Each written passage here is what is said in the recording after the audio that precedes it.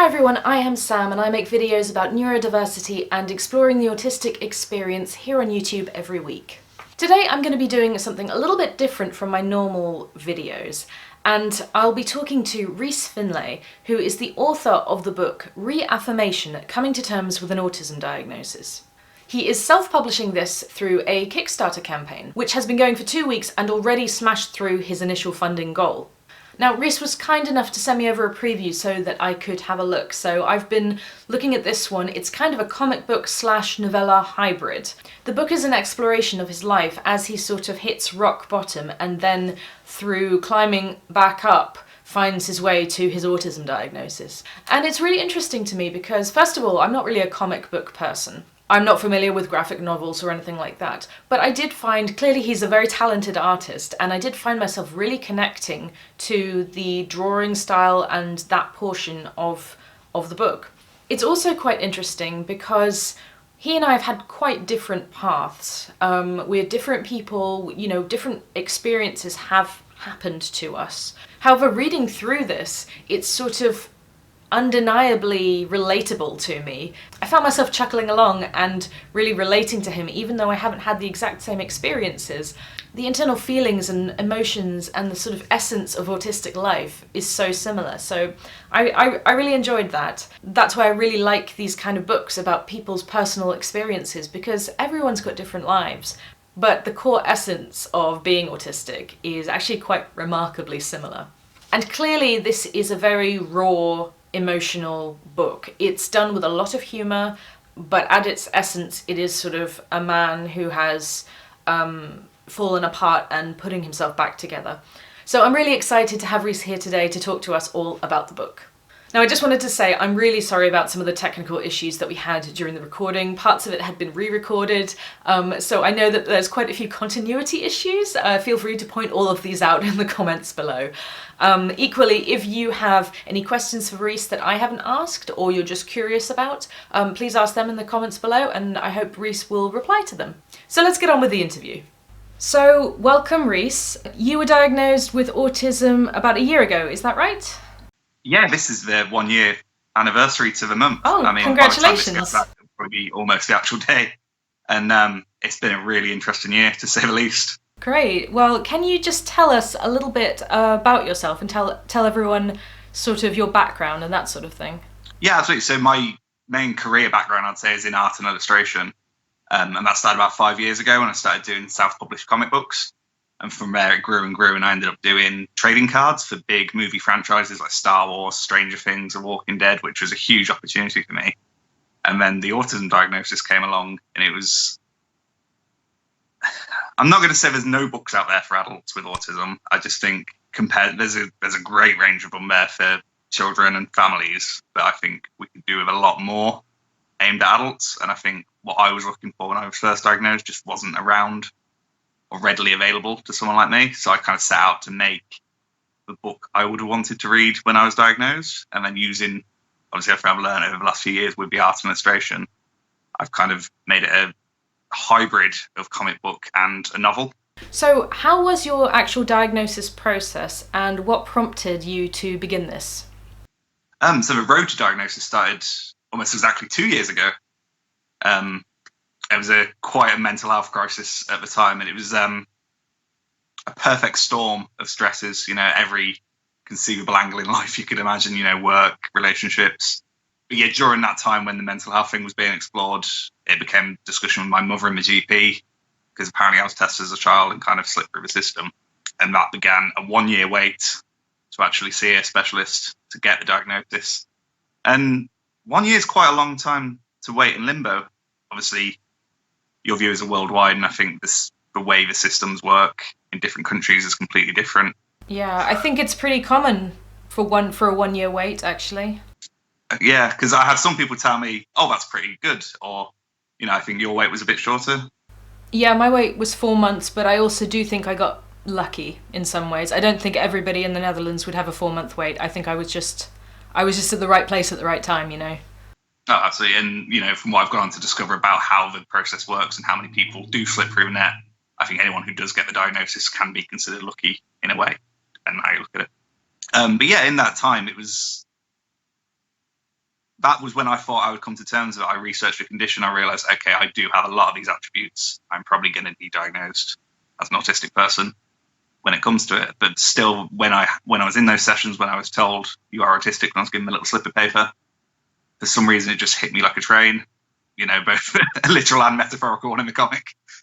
Yeah, suddenly, and this is obviously from some sort of internalized prejudice, I suddenly felt my opinions and thoughts were somehow worthless because of it. And it took a long time to realise that that's not the case. And autistic people are human too. Who would have thought? So what inspired you to write Reaffirmation? And why did you decide to do a hybrid comic book / novella? So I chose to do it just because out of necessity, really. It was a book that I really wanted and didn't see any of the examples of out there. Ideally, I wanted it to be seen a little bit humorous, a little bit lighthearted. Obviously, it does tackle really serious subjects, but also it kind of counterbalances that with some humour and heart that hopefully you guys will find funny. Yeah, well, I definitely found it funny. And I'm not really even like a comic book sort of person, but I was sitting there chortling through it, so, you know. Oh yeah, my number one joke was the dinosaur one that you've got on the back of your preview copy there. Oh yeah, this one. That's the one. Number one joke. I found some of the jokes funnier, actually. I think it's a good joke, certainly, but no, I was definitely chuckling at other parts of it. So I found doing my YouTube channel to really be quite a therapeutic process, and I was wondering if you found the same thing during your creative process of doing the illustrations and writing the novella. Yes and no. It's been quite a heavy journey in terms of research. A lot of the books I've been reading, like Neurotribes and the works of Temple Grandin, it shows there's quite a heavy history around the condition, and being made aware of that as time got on, as I researched the book, that began to take its toll in quite a heavy and depressing way. I think the catharsis and positive experience to come from it has been on the back end with sharing with Wild and starting up these sort of conversations and looking at it in a perspective that's kind of unique to me, and hopefully that has a positive influence as well in terms of the public perception of autism. That's a huge thing in the book, and just trying to find a happy middle ground. I think there's a lot of combat online on the social medias and the communities and groups, you know, quite a few angled towards, you know, autism is exclusively a disability or autism not a disability, and there's these polemics at play, and I think the truth lies somewhere in the middle. So it is a disability, but it can be in positions of advantage sometimes, not all the time. But yeah, it's been really eye-opening, I'd say. I mean, before the project started, I didn't know much about autism, and I only really knew the world from my perspective. So seeing this huge, wide world that's continuing to grow in front of my eyes in such a short space of time was quite an impact. So tell us about your Kickstarter. How can people help, and what are you going to do now that you've reached your initial goal? So the Kickstarter runs all the way through October. It will end on the 1st of November, if I'm correct. You'd have to check that. But yeah, so we hit the target within the opening weekend, which was super exciting. And that target is enough to fund a modest release. I mean, obviously, everyone who's bought a copy through the Kickstarter, they get their copy, and you know we'll see it in a few independent stores. But I genuinely believe this has the potential to go all the way with the support of you guys. So if you keep pledging, we build up to what are called stretch goals. So £3,000, everyone gets some pin badges. At £4,000, I'm going to do a bunch more comic pages and add them in. And then at £5,000, the book gets upgraded to hardback. Ooh. And then obviously, as we generate more interest and more success, hopefully we can get a publisher on board and go the more traditional route of seeing it in some major stores. Yeah. Gear up for an even bigger release than it already is. So is there anything else that you want people to know about the Kickstarter or about the book? Yeah, I just want to, you know, tell everyone to keep backing it and hopefully get the word out there some more. I mean, if you don't want to back it, just share it on your Twitters, your Facebooks, your Instagrams. But for as little, the pledges start at £1, so you can get your name in the book for £1. But then at £10, you can get your physical copy of the book, looking all nice. But yeah, it's been a real journey of both sharing my story and what I've learned about autism and the autism community. So I'd be really keen to hear some of your experiences and open up a dialogue through what I've written, and, you know, hopefully hear some stories from you guys and your viewers as well. If you want to do that down in the comments, that'd be cool. Thank you so much for having me. It's been really good. Skype isn't very good, but we've persevered, and hopefully this is a really great video for you guys at home. But thank you, Samantha, for having me on.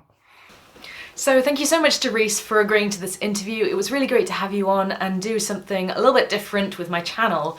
I'm really looking forward to getting my copy of the book. I've already pledged to the Kickstarter. I've put my money where my mouth is and done that. So I'm really hoping that if we can get Rees to his goal of 5,000, we'll be able to get our books in hardback. Sorry again for the technical difficulties. I hope it wasn't too distracting.